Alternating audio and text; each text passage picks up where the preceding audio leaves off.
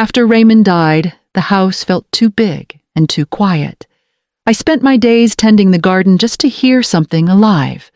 The nights were longer than they had ever been, and the silence only deepened the ache in my chest. When Nate came to me 3 months later, eyes hopeful and voice full of dreams, asking if I could help him and Vivian with a down payment for their first home, I didn't hesitate. I didn't ask for paperwork promises or repayment. He was my son. Helping him felt like the only thing I had left that gave me purpose. I withdrew the last of what Raymond and I had saved for retirement. It wasn't much we had planned modestly, always thinking we'd have time to rebuild after the kids were grown. But that money had a name and a heartbeat now, Nate's new beginning. I handed him the check across my kitchen table hands, shaking slightly, and told him I trusted he'd make a good life with it. He kissed my cheek and told me I'd never regret it. When they moved into that little blue house just across town, I brought over a basket of fresh linens, 2 pies, and a watering can I'd painted for their porch. Vivian thanked me with a distracted smile, more focused on arranging furniture. Nate promised he'd return the favor once they got on their feet. I didn't expect anything. I wasn't keeping score. Love, I thought, didn't require a ledger. Back then I believed that if I gave enough time, money, kindness, then love would hold. That loyalty would mean something, that they'd remember. But years passed and gratitude faded into entitlement. And now I wonder, what happens when the ones you gave everything to pretend you never gave at all? The roast was still steaming on the table when Leora walked through the door. She hadn't said she was coming. The last I heard, she was neck-deep in a project in Seattle and wouldn't make it back until fall. But there she was, coat still on cheeks, flushed from the cold, and arms full of flowers and wine. She kissed my cheek and whispered, "Thought I'd surprise you." We sat down, me, Nate, Vivian, the kids, and now Leora, crammed around my old dining table with the same worn placemats I'd used for 20 years. Leora filled her plate like she always did, neat rows of vegetables and only 1 slice of bread. She made small talk about the flight, about work, about a new trail she'd hiked last weekend. Nate and Vivian smiled politely, but I noticed Nate's eyes kept flicking toward her, restless calculating. Then halfway through dinner, she turned to me. Her voice was casual, like she was asking about the weather. "Mom, is the $2,000 I send you every month still covering everything? Or do you need more?" The fork in my hand froze midair. The room didn't just go quiet, it stalled. I looked at her slowly, trying to make sense of the words. "What money?" Her brow furrowed. "The money I've been sending through Nate. Every month for the last 2 years. I felt the air go out of the room. I turned to Nate. He didn't say a word. Vivian's hand clenched her napkin tight, but her smile didn't move. The children looked up from their plates, confused by the stillness in the room. I looked back at Leora, who was already reaching into her bag, pulling out her phone. Nate spoke then finally, voice thin. "We've been managing it, handling some things on her behalf. For 2 years, Leora's voice was sharp now. I told you to make sure she never had to worry." I couldn't speak. My throat was dry. My hands were cold. All I could feel was this dull, sick weight, pressing against my ribs. I stared at the son I had once emptied my savings for, and wondered how long this betrayal had been unfolding right under my nose. Why would my own son hide this from me? What did they do with the money? After Raymond died, there was no time to fall apart. Bills didn't wait for grief. The kids were teenagers, Leora 17, Nate just turning 20. I picked up a second job at the diner on Main, pouring coffee for truckers in the morning and folding laundry at the motel by night. Sleep came in scraps. I missed birthdays, choir concerts, the fall play. I told myself it was temporary, just until we were steady again. The hardest part wasn't the work. It was hiding the exhaustion, pretending I wasn't unraveling at the edges, so my kids could believe everything was still safe. I cut coupons until my fingers cramped. Sold my engagement ring the week the furnace gave out. I kept the wedding band. I couldn't bring myself to let go of everything. Leora learned to cook dinner and stretch a budget before most girls her age knew how to balance a checkbook. She was quiet, careful, and never asked for anything she didn't need. She got herself into college with no help from me, took on scholarships, part-time jobs, and never once complained. Nate had a talent for needing more than we had, a fender bender, a missed credit card payment, a friend who borrowed and disappeared. Each time I found a way to cover it. Told myself he was just going through a rough patch. He called me. His rock said he didn't know what he'd do without me. I held on to those words longer than I should have. Even when he and Vivian moved in together, I was the one who helped with the deposit, the furniture, the bills that first year. Leora offered to send help once she got her promotion out west, but Nate insisted he'd take care of it. "I'll handle the bills, Mom. It'll be easier if it goes through me. You've done enough." I believed him. I wanted to. I told myself it was a sign he was growing into responsibility, that he was finally learning to stand on his own and take care of his mother like he always promised he would. And when Leora called that first month to make sure everything had gone through, I told her yes, everything was fine. I didn't want her to worry. I didn't want to admit I hadn't seen a dime. Nate said he was using it to cover insurance and property taxes, things he didn't want me to stress over. I let it be. I didn't ask for receipts. I didn't ask for proof, because deep down, I wanted to believe he was telling the truth.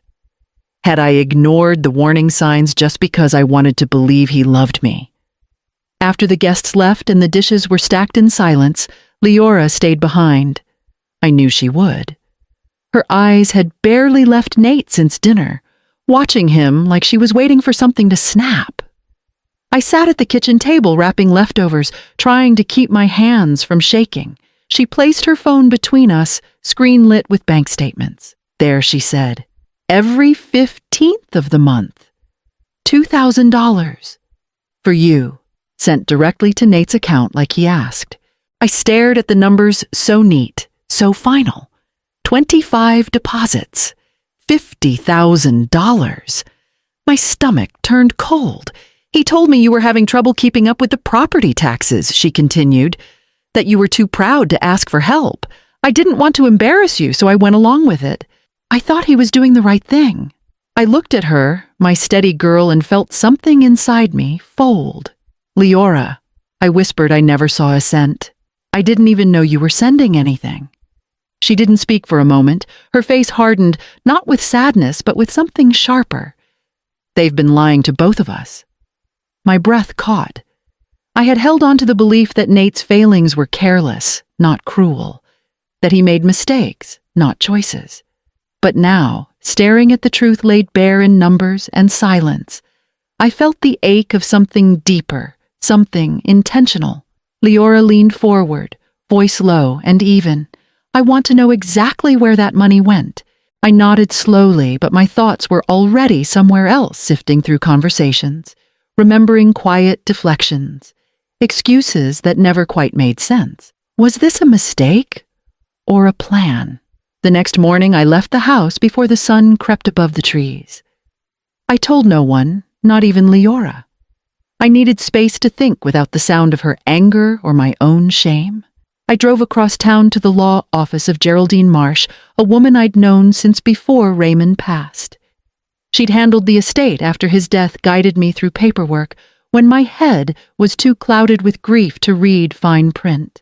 She greeted me kindly as always, then sat me down in her office filled with dusty books and framed certificates. I told her what had happened, not every detail but enough for her to nod with slow understanding. "You want to know what you still own?" she said, her tone soft but clear. She pulled up the documents and walked me through them. "The title to your house is clean," she said, "and the property Nate and Vivian live in, still in your name." I stared at her, not quite trusting my ears. "They live there. I thought I gave it to them." "You allowed them to move in," she corrected gently, "but you never signed it over. You may not remember saying no, but you did." We drafted the transfer paperwork years ago, but you never signed it. You asked for time to think. The memory returned like a whisper. Nate sitting at the kitchen table, pleading. Vivian chiming in sweetly about stability and responsibility. And me saying I needed to pray on it. I never did sign. I let out a breath I hadn't realized I'd been holding. Thank God, I murmured. Thank God I didn't. Geraldine gave me a quiet smile. It's still yours, Celeste. All of it. I left her office with a copy of the title and something else I hadn't felt in a long time: leverage. Not for revenge. Not for spectacle. But because I needed to remember I still had power. I still had a say. For too long I'd swallowed my dignity to keep the peace, to keep believing in the son I raised. But now I knew the truth. Could I reclaim not just what was mine, but my dignity too? That Sunday after service, I lingered longer than usual outside the church. The sermon had been on humility, but the words barely landed. My thoughts had drifted back to Nate and Vivian, to Leora's face, when she showed me the transfer receipts, to the weight of the truth we'd uncovered. I stood near the steps, sipping weak coffee from a paper cup, watching people drift toward their cars.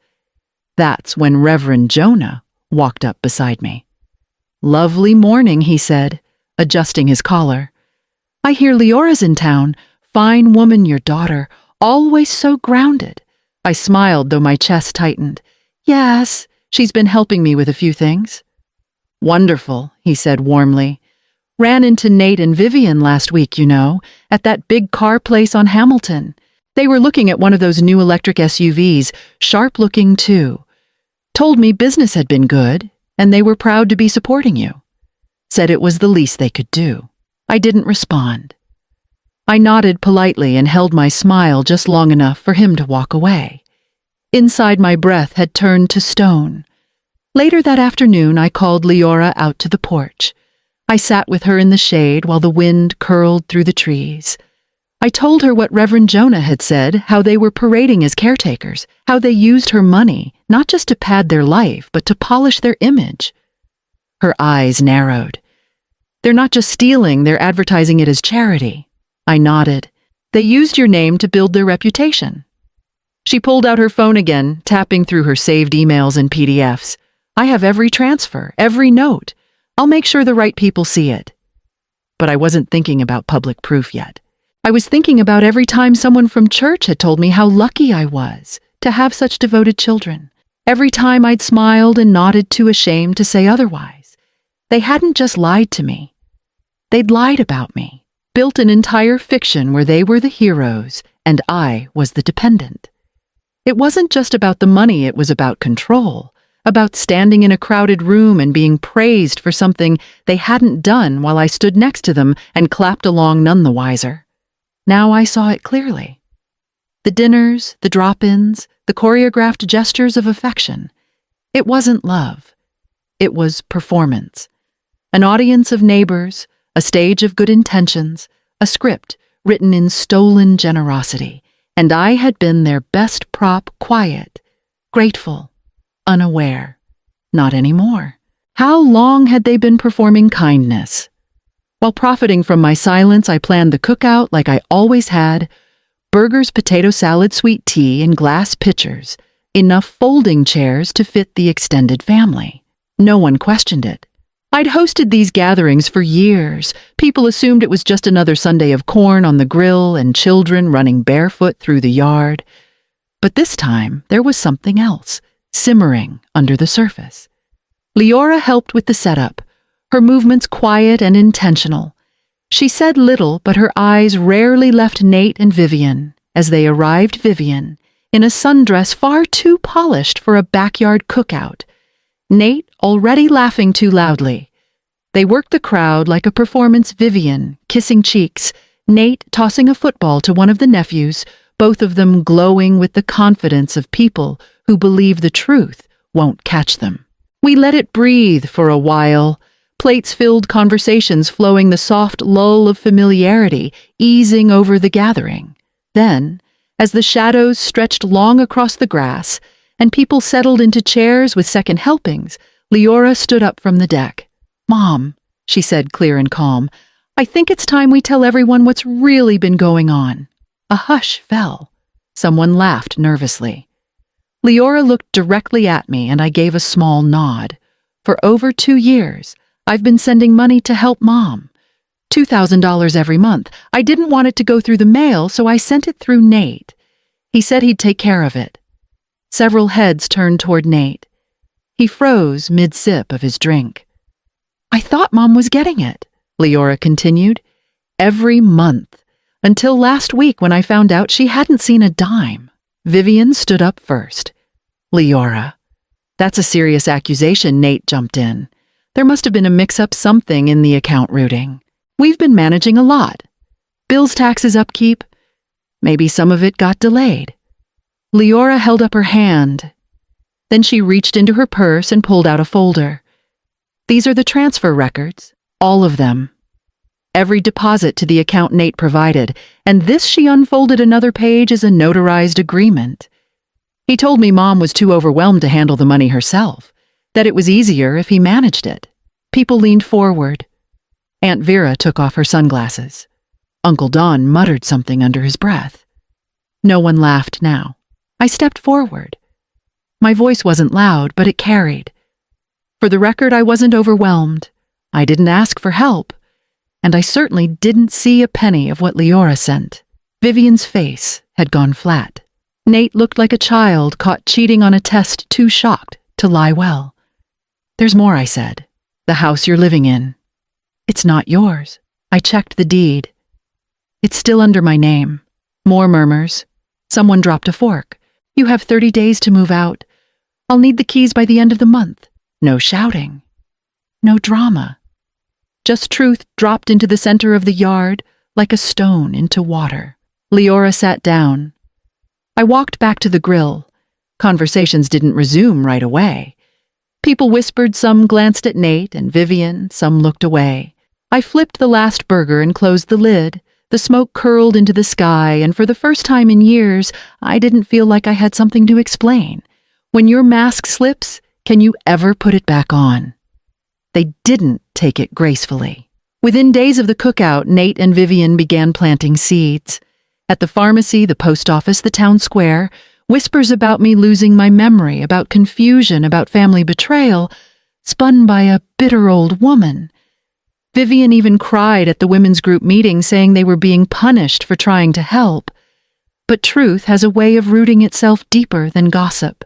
Leora posted the transfer records online along with a measured statement about what had really happened. She didn't name-call or accuse, she simply stated facts.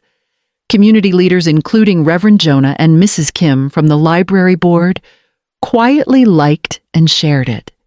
They'd known me too long to believe the new version being passed around. Within a week, Vivian was asked to step down from the fundraiser committee she chaired. "We're looking to rebuild public trust," they said. Nate's poker group stopped calling. The man who used to be welcomed everywhere began hearing closed doors instead of invitations. I didn't respond. I didn't correct or defend. I simply went on with my day's grocery shopping on Tuesdays, tending to my tomatoes, waving at neighbors I'd known since before my children were born. When people asked how I was doing, I smiled and said, "Better, thank you." There were moments I caught Nate watching me from his car parked across the street, as if trying to measure how badly I'd wounded him, but I felt nothing sharp in return. No hatred. No desire to hurt him back. Just the soft relief of distance. Sometimes the most lasting justice is not in retaliation, but in simply stepping out from under the weight they assumed you'd carry forever. Is justice sweeter when served without bitterness? I moved into the cottage in early spring, just as the dogwoods began to bloom. It sat at the edge of a slow-moving river with one creaky step out front and a wide porch that caught the morning sun. The kind of place that didn't ask much of you except to sit still and listen. Leora came on weekends. She planted lavender and rosemary by the windows, built a raised bed for tomatoes and greens, and lined the path with small stones she painted in soft earth tones. She worked quietly humming. sometimes pausing only to ask if I needed water or if I wanted this corner for sunflowers. We didn't talk about Nate. Not anymore. That chapter had folded in on itself, sealed shut with silence that didn't ache the way it used to. There was nothing more to say. He had made his choices. I had made mine. Each morning I woke to the sound of birds, the rush of water, and the soft creak of the porch rocking chair beside mine. On the days Leora stayed over, we'd sit out there wrapped in shawls, mugs warm in our hands, saying nothing at all until the sky turned pink and gold. One morning, as the sun broke across the trees and spilled over the garden beds, I turned to her and whispered, "It feels like my soul is breathing again." She didn't say anything, just smiled and reached for my hand. It wasn't the life I thought I'd end up with, but it was honest, quiet, mine. Can healing begin when you finally stop hoping they'll change? Love given without respect becomes a debt unpaid. For years, I mistook endurance for love, silence for peace, and sacrifice for proof that I mattered. But love isn't real if it only flows one way. I've stopped trying to collect from those who never intended to give, who only saw what I could offer, not who I was. I've learned that dignity isn't taken, it's surrendered, and I've taken mine back thread by thread, not with anger, not with revenge, but with clarity. Have you ever loved someone who treated your sacrifice like silence? When did you finally say enough?